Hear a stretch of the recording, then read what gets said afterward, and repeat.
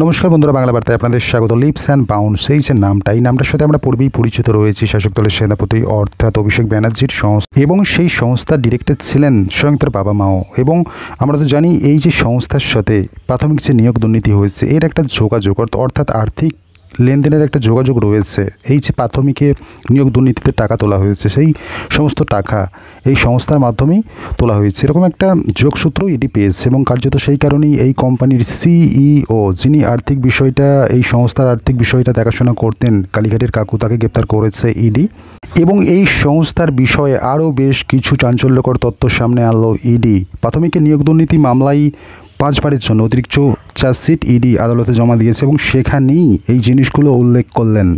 এই সংস্থায় অর্থাৎ লিপস অ্যান্ড বাউন্স সংস্থায় কীভাবে, কাদের মারফত এবং কোন পদ্ধতিতে টাকা ঢুকতো সেই সমস্ত বিষয়কে ইডি উত্থাপন করলো এবং সামনে নিয়ে এলো এই চার্জশিটের মারফত। চার্জশিটে সেই সমস্ত বিষয় তারা উল্লেখ করলেন এবং বেশ কিছু মিডলম্যান অর্থাৎ এই টাকা তোলার ক্ষেত্রে এই মিডলম্যানদের জিজ্ঞাসাবাদও করেছে এবং তাদের কাছে বেশ কিছু চাঞ্চল্যকর তথ্য জানতে পেরেছে ইডি। একজন ব্যক্তি, এই যে হর্ষবর্ধন কয়েন তার নাম, তার কাছে একটা বিষয় ইডি জানতে পারে যে এই যে সংস্থায় টাকা ঢোকা টোকেনের মাধ্যমে হতো, অর্থাৎ টোকেন হিসাবে নোটের ব্যবহারের কথা তারা জানতে পেরেছে ইডি। এবং টোকেনের যে ডিজিট থাকতো সেই ডিজিট অনুযায়ী টাকার পরিমাণটাও তারা তুলে নিত। হর্ষবর্ধন কয়েনকে যখন ইডি জিজ্ঞাসাবাদ করে, এই হর্ষবর্ধন আবার একজন ব্যক্তির নাম বলছে। সে ব্যক্তির নাম মোহিত আগরওয়াল, যিনি লিপস অ্যান্ড বাউন্সের সাথে হর্ষবর্ধনের পরিচয় করে দেন।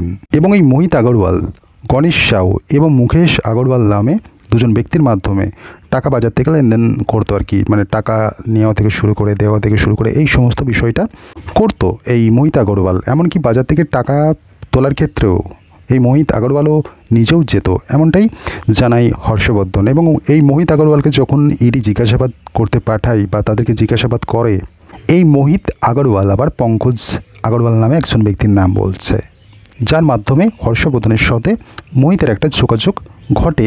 এইভাবে একটা চেন মারফত এই সমস্ত মিডিলম্যানদের হদিশ পেয়েছে ইডি। প্রাথমিক নিয়োগ দুর্নীতি মামলায় ইডি চার্জশিটে, অতিরিক্ত চার্জশিটে আদালতে তারা এই বিষয়টা জমা দিয়েছে। এবার দেখার বিষয়, এই যে ইডির জাল গোটানো, এক এক করে মাথাগুলোকে ধরা, কতদূর পর্যন্ত গভীরে যেতে পারে ইডি, মূল পাণ্ডাকে খুঁজে পেতে কতটা তৎপর এবং কতটা সমর্থ হয় সেটা আগামীতেই জানা যাবে।